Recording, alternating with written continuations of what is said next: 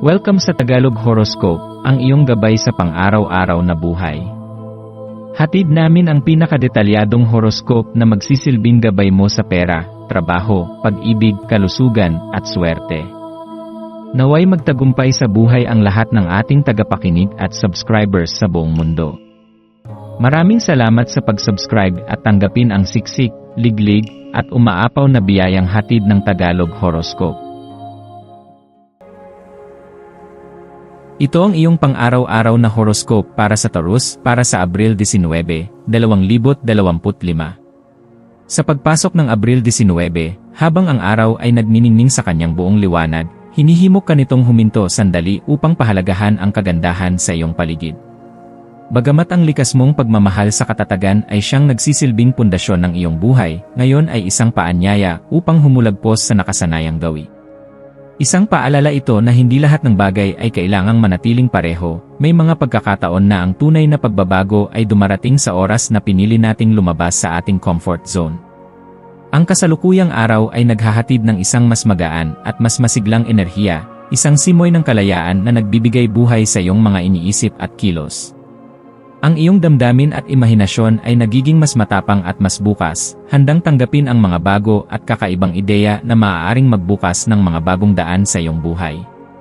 Sa bawat hakbang na iyong ginagawa ngayong araw, tandaan mong ang kasiningan at pagkamalikhain ay maaaring lumitaw sa mga simpleng bagay, sa paraan ng iyong pakikipag-usap, sa mga desisyong ginagawa mo, at maging sa paraan ng iyong pagtugon sa mga pagsubok.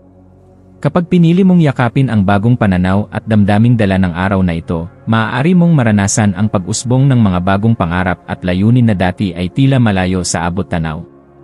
Ang araw na ito ay hindi lamang tungkol sa pagtuklas ng bago, kundi sa pagkilala rin sa sarili mong kakayahang lumikha ng isang mas makulay at mas makabuluhang bukas. Habang nagpapatuloy ang enerhiya ng Abril 19, ikaw ay inaanyayahang magnilay sa kahalagahan ng katapatan at integridad sa iyong buhay. Sa mundong puno ng pagbabago at minsan ay kalituhan, ang pananatiling totoo sa iyong sarili at sa iba ay nagiging isang makapangyarihang sandata. Ang kosmikong enerhiya ngayon ay nagtutulak sa iyo na maging bukas at tapat sa iyong mga intensyon, damdamin at saloobin. Sa paggawa nito, hindi lamang ikaw ang nakikinabang kundi maging ang mga taong nakapaligid sa iyo, mas lumalalim ang inyong ugnayan at mas tumitibay ang pundasyon ng tiwala at pag-unawa sa isa't isa. Ang ganitong uri ng pagbubukas loob ay hindi madaling gawin para sa lahat, ngunit para sa isang tulad mong may malalim na paggalang sa katotohanan at sa integridad, ito ay isang natural na bahagi ng iyong personal na misyon. Habang hinaharap mo ang araw na ito, subukang tanungin ang iyong sarili, sa anong mga bahagi ng aking buhay ako kailangang maging mas totoo? Maaaring ito ay sa aspeto ng relasyon, trabaho, o sa sarili mong mga pangarap.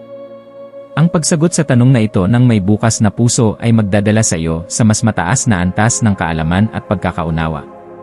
Sa gitna ng lahat ng ito, ang emosyonal mong kalagayan ay naimpluwensyahan ng isang mahinahon at matatag na enerhiya. Ang lakas na ito ay tila isang malamig na simoy ng hangin na nagbibigay linaw sa iyong isipan at nagpapalalim sa iyong kakayahang harapin ang mga pagsubok. Sa halip na magpadala sa emosyon o impulsibong desisyon, pinapayagan ka ng enerhiya ngayon na gumamit ng lohika, praktikalidad, at pag-unawa sa lahat ng iyong ginagawa. Ang ganitong uri ng pananaw ay magsisilbing gabay mo upang manatiling nakapokus sa mga bagay na tunay na mahalaga at hindi madala ng pansamantalang damdamin o kaguluhan. Sa bawat sitwasyon na iyong kahaharapin, subukang ilapat ang balanseng pananaw na ito. Kung ikaw ay nasa gitna ng isang mahirap na desisyon o pagtatalo, gamitin ang kalmadong enerhiya upang maunawaan ang magkabilang panig at makahanap ng solusyon na makatarungan at makabuluhan. Ang kapayapaang dala nito ay hindi lamang makatutulong sa iyo, kundi pati na rin sa mga taong nakapaligid sa iyo.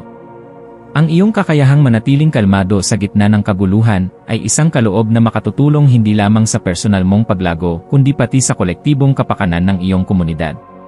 Habang naglalakbay ka sa mga karanasan ng araw na ito, unti-unting bitawan ang mga pagdududa at insecurities na maaaring bumigat sa iyong puso.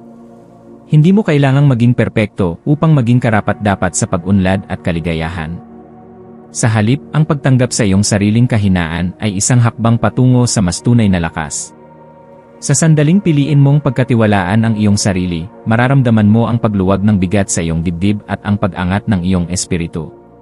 Tandaan, ang daan patungo sa katuparan ng iyong mga mithiin ay hindi palaging diretsyo, ngunit bawat liko at pagliko ay may dalang aral na magpapanday sa iyong karakter.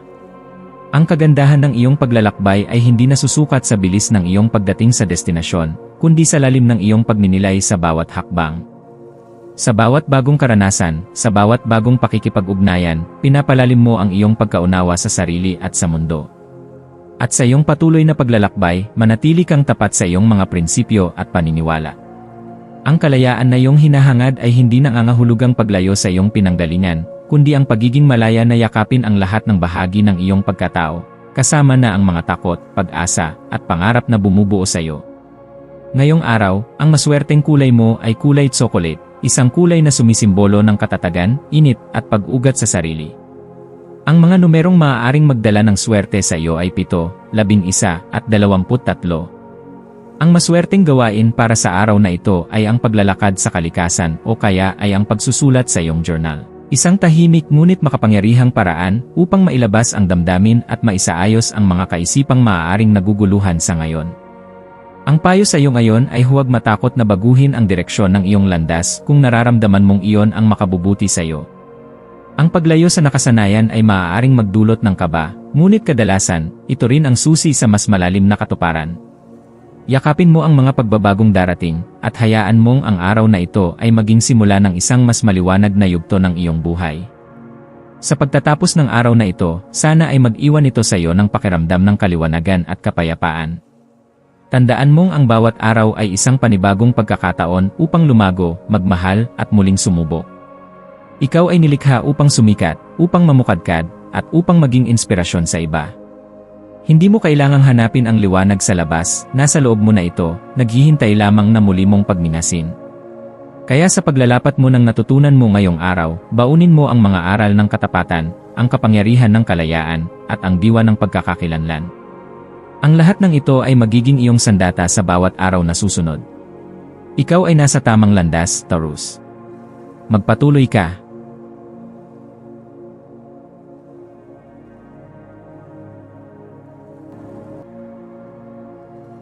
Tayo ay magkaroon ng kaunting sandali upang ipagdasal ang lahat ng mga dalangin ng ating mga subscribers, na sana'y matamo nila ang kanilang mga pinapangarap sa buhay, magandang trabaho, mabuting kalusugan, payapa at masayang pamumuhay, at siksik, liglig at umaapaw na biyaya at kayamanan. Ipinagdarasal namin ng mataimtim ang lahat ng mga komento sa nakaraang video, at hinihiling namin, Panginoon, na pagpalain mo ang ating mga subscribers ng masayang buhay sa mundong ibabaw. Maraming salamat po.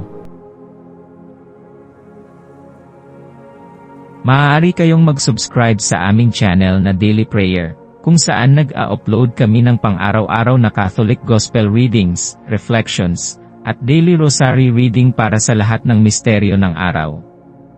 Tulungan ninyo kaming buuin ang community na ito at mag-subscribe na.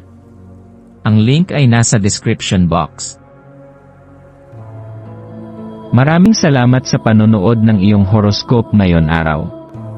Naway gabayan ka ng mga bituin sa iyong landas. Huwag kalimutang mag-like, share, at subscribe para sa iba pang cosmic na kaalaman.